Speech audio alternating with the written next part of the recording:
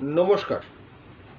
আমার ইউটিউব চ্যানেলে সৌরভ সুরবাবু কোশ্চেন করেছেন যে we have a fresh tenancy agreement under tenancy act, landlord start a title suit for eviction under 2G, but plaintiff's advocate claim occupation charges on us, but that is clearly mentioned that before decree occupation charge cannot take place, but they are forcefully do that.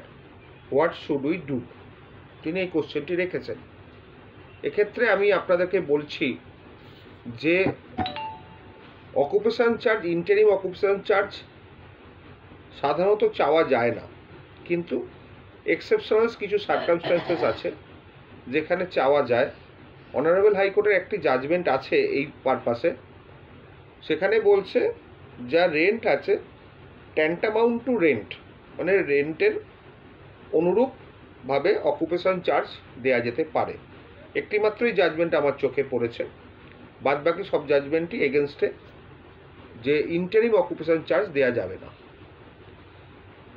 কারণ আজ যদি landlord হেরে যায়, interim occupation charge দিতে দিতে যদি দেখা যায় যে ল্যান্ডলর্ড হেরে গেল, তখন সেই চার্জটা ল্যান্ডলর্ডকে আবার রিইম্বার্স করতে হবে। সেটা নিয়ে অনেক কমপ্লিকেসি অ্যারাইজ করে। সেই জন্যে সাধারণত ইন্টারিম অকুপেশন চার্জ দেওয়া হয় না।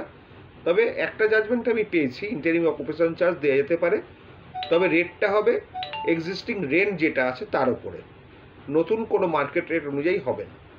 মার্কেট রেট অনুযায়ী হতে গেলে প্লেনটিভ মামলা জেতার পরে ডিফেন্ডেন্ট বা টেনেন্ট যখন অ্যাপিল করবেন, সেই অ্যাপিলে স্টে চাইলে সেই ক্ষেত্রে একমাত্র অকুপেশন চার্জ হবে, এবং সেটা মার্কেট রেট অনুযায়ী হবে, এবং জজের ডিসক্রিশনারি পাওয়ার সেটা কতটা হওয়া হবে কোনো রকম রেন্টের ওপর নির্ভর করে না, সম্পূর্ণভাবে মার্কেট রেটের ওপর নির্ভর করে। সেটা হচ্ছে after decree of eviction suit, যদি টেনেন্ট স্টে চায় তবেই। ঠিক আছে, নমস্কার।